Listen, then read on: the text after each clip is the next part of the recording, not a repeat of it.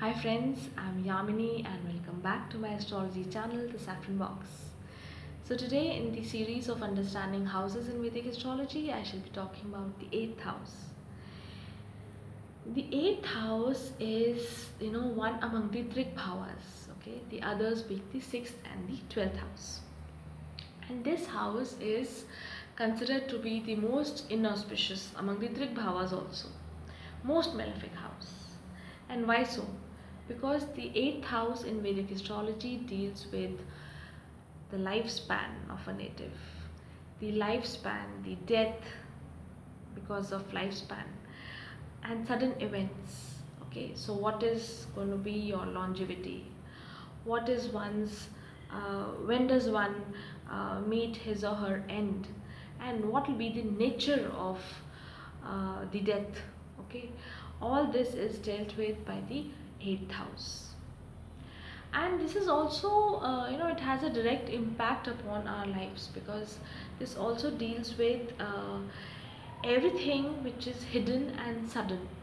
Okay, so there are two things which should come to one's mind when talking about the 8th house: hidden and sudden.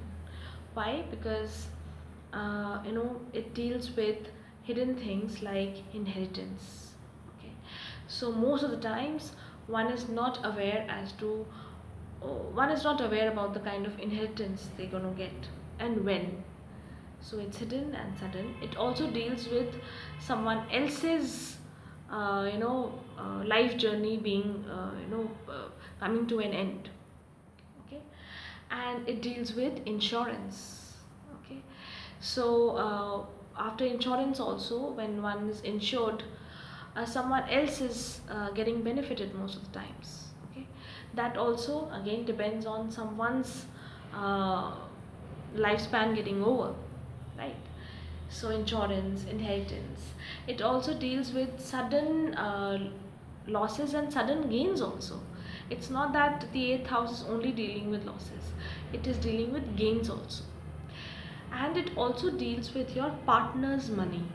7th house is your partner, whether it is your business partner or your spouse, or for that matter any other people whom you meet. Okay, and their money is the 8th house, their assets is the 8th house. Okay, and this is one house which causes a lot of transformation in one's life, because it deals with, as I said, death and death like situations also. So it deals with mental depression, it deals with insults, any kind of injury, any kind of dissatisfaction or defeat, or sudden accidents, because again a suddenness factor is there. So accidents, chronic illnesses. Okay, so all these things are a matter of the 8th house. This house is also considered a dark house, because it deals with you never know what's going to come out of this 8th house. Because if you see, as per the natural Kalpurush Kundali, 8th house is governed by the sign ruled by Mars, that is Scorpio. And Scorpio is a house, is a sign of secrets. Okay, it's something Scorpio is a sign which shows that there are secret things, everything is not known. Okay, so 8th house is difficult to interpret, because it deals with such things, it deals with mysteries, it deals with secrets. Yeah, and it also deals with research, something which is not known, inventions, innovations also, whether it be any field. Okay, it also deals with deep psychological thoughts, psychoanalysis. So that also requires a lot of research, right? So in fact, if you look at people who make inventions, who are doing innovations, they have a very strong 8th house. Like Albert Einstein, he had, I think, 3 or 4 planets in the 8th house. So his 8th house was extremely active, right? And Yeah, Albert Einstein had Gemini ascendant, and Mars was exalted in the eighth house. Right, so he was putting in a lot of energy. He had a desire to, discover the unknown. So he was putting in a lot of his energy into eighth house matters. Right, so hence so many inventions and so many disappointments also. And then later on, he met with success. Right, so this house also deals with when I mentioned psychological issues or psychoanalysis, etc. This house also deals with criminal tendencies. Okay, criminal tendencies or matters which are very complex, difficult to understand. So it's actually a very complex issue. It's actually not very well understood as to why one becomes a criminal, right? So then it deals with uh, imprisonment. It deals with worry or lack of mental peace, right? So if you have a disturbed eighth house, you're usually worried, right? And there if in any horoscope the eighth house shows a lot of prominent planets there, or one can understand if the eighth house is very active. uh, one needs to be very careful about how they expend their energy, right? So you can expend your energy in worrying or you know getting depressed or not being able to use your heart and mind properly. So or you can actually channelize everything into the good aspects of eighth house, like research, okay, like deep meditation, sadhana. All these things also come under the eighth house. So basically, this house deals with things which are there to transform you. Okay, so transformation is the key.